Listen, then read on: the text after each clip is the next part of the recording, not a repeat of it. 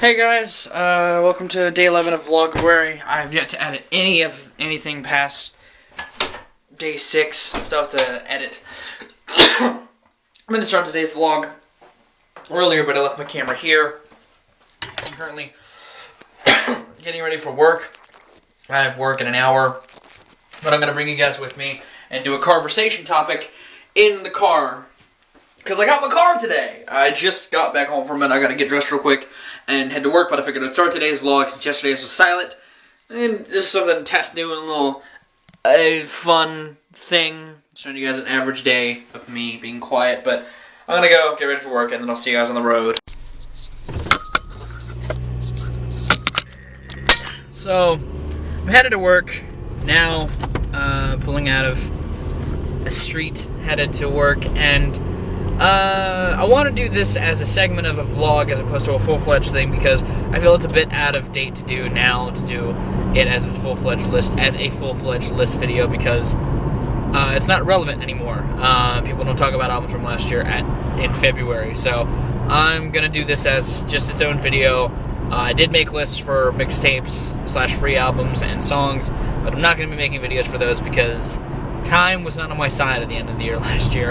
A lot of stuff happened. A lot of stuff has continued to happen throughout this year that has caused me to put less time towards YouTube and all that sort of stuff. But regardless, if you want to know my song of last year, probably Vampire of Time and Memory with 7 Chakras by Cess Crew coming a close second. As for free albums, I loved Run the Jewels. I still love Run the Jewels. It was a very nice thing of them to make it free, and I love them for that. It was great, it's cool, it's sweet, and the chemistry between those two is impeccable. I love LP and Killer Mike's chemistry on that record, and the production is great, and the features, a lot of them are really good too. Banana Clipper alone is a fantastic track. Big Boy doing his thing as well. But as for the albums themselves that I loved last year, it's 11 of them. I'm going to quickly kind of run through them, talk about a little bit as to why.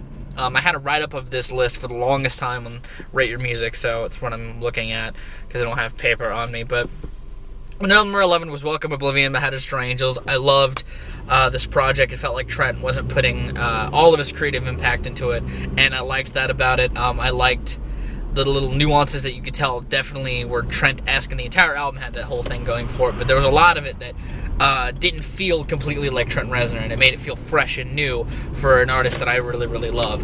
So I really like this project. I actually hope it doesn't die, and I liked this debut, this debut of that group. Number 10 is Tech Nine Something Else. I did a review on that record. I like Tech's spin on something familiar that this whole year kind of encompassed in terms of music. A lot of bands were doing something familiar, but a little bit different for them, and Tech did that as well. He did it really well for the most part. There were some tracks that I thought weren't as good, but for the most part it had some really solid tracks that stood with me throughout the year. And at number 9 is Flaming Lips The Terror. I loved this damn thing. I loved how bleak it sounded. I love how very classically poppy it was, and I mean that in the sense of a band like the Beatles or the Rolling Stones. It wasn't poppy in the sense of modern music. It had a very classic rock pop style to it, and I liked that about it. I love the extremely depressing overtones. A lot of the bleakly poppy, like optimistically downtrodden atmosphere presented on this thing, and it was a great reintroduction to the band. I liked some of this band's music, but hadn't listened to them in a while, except for last year's collab, or 2012's collab project with a bunch of different people.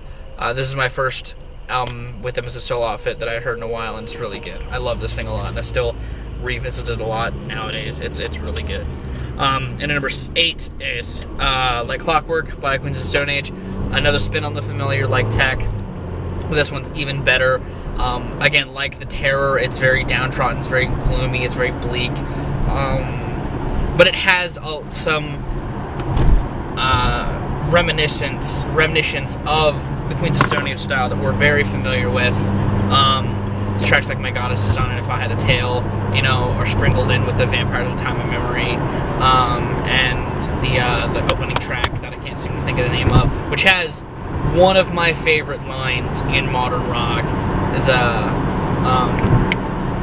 If Life Is But a Dream, Wake Me, or even on Vampire Time Memory, I Want God to Come and Take Me Home. Like, it's just got some really good lyricism. Josh Homme really crafted some really good lines and some really great tracks on this thing, and I really love it. Definitely one of the better highlights of rock throughout the year. And number 7 is The Knives Shaking the Habitual, which I checked out because of Austin. If you saw the Jack and Daxter Let's Play, he recommended it to me. I checked it out. I really loved it. It wasn't exactly what I had imagined, but I really enjoyed it nonetheless. I liked the very darker undertones that Austin was talking about, with a lot more of the Bjork African-styled drum beats that were also sprinkled throughout the thing. It seemed a bit of a daunting listen at first as well, but it's actually really good, and the journey that it takes you on sonically is pretty interesting, and I really like this thing. I think it's very danceable, but it's also very abstract, and I love that about it. It's got some just absolutely lush sounds, and it's fucking awesome. I love it. And number 6 is 12 Reasons to Die by Ghostface Killah. A really fucking fierce rap album.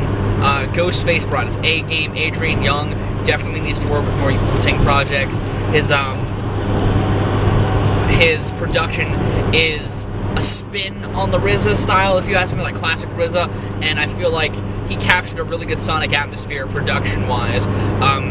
It really encapsulates you in this B-movie storyline that Ghostface is spitting about, and not only does Ghostface kill it, a lot of his features kill it. Like, this whole album is just filled with ferocity, but that doesn't detract from its conceptual nature, and I love that about it. It's a great tape.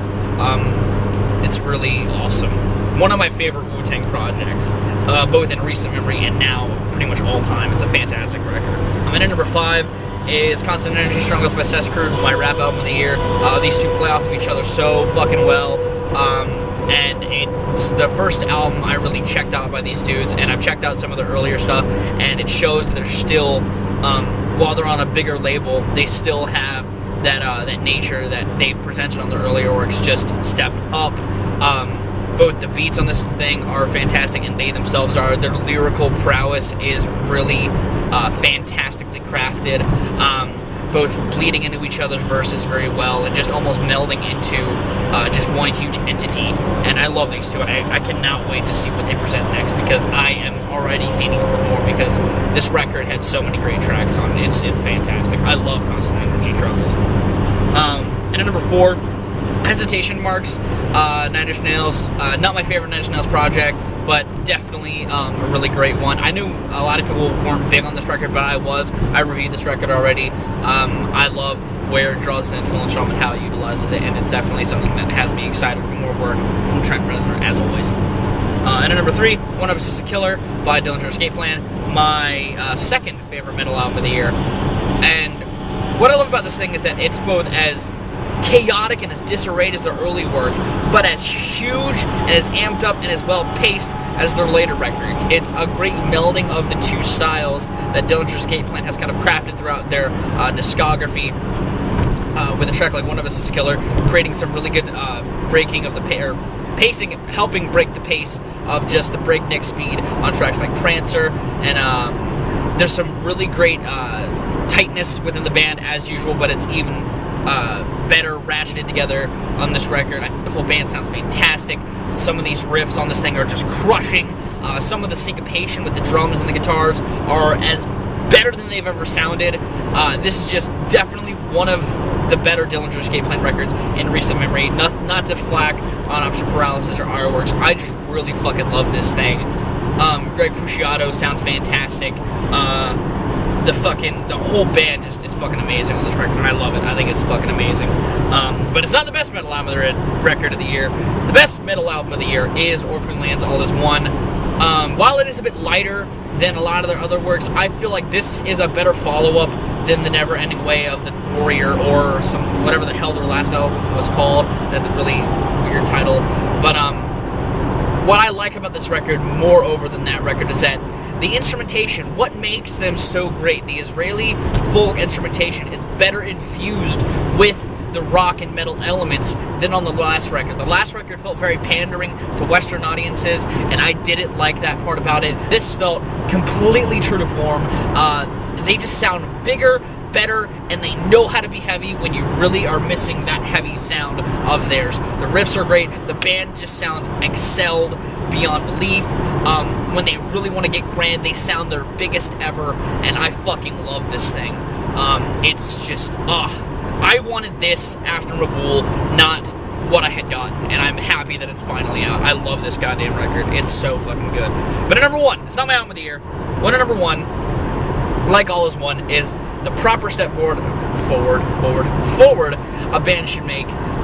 It's just got elements of what made them really good, but also spins them in a new-ish light, and that's Modern Vampires of the City by Vampire Weekend.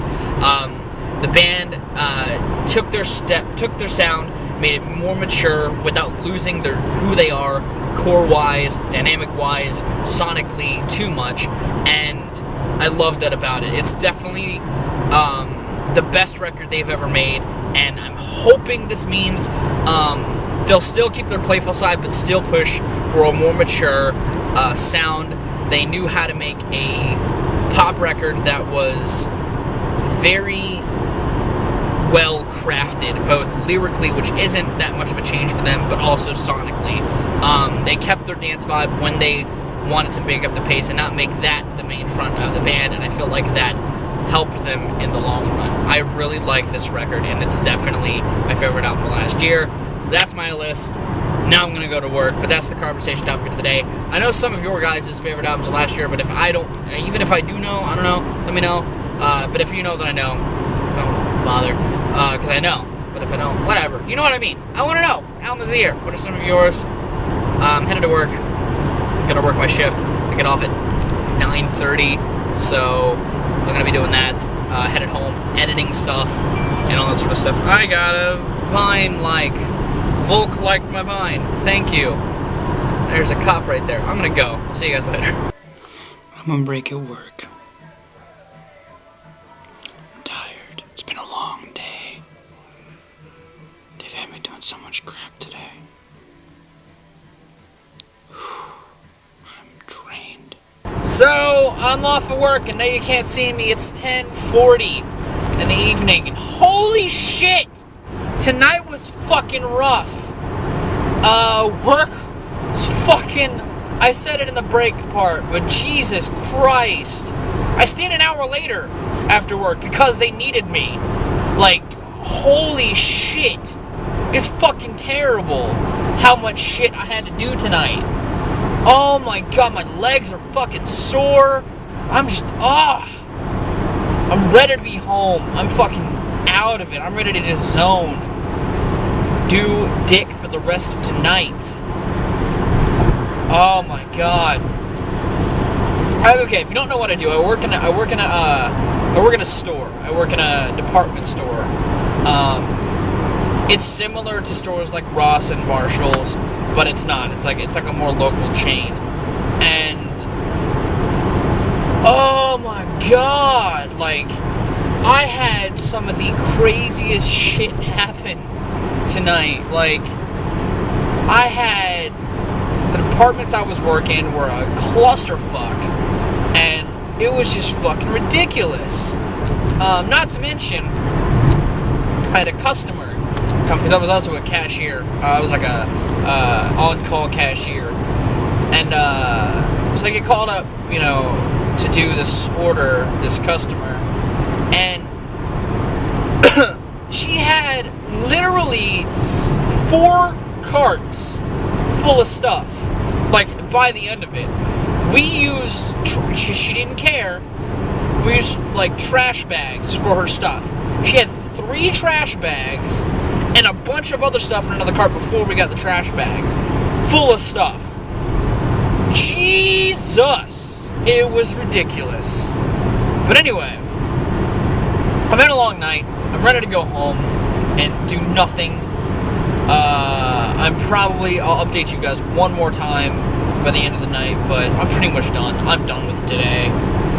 Oh, Christ.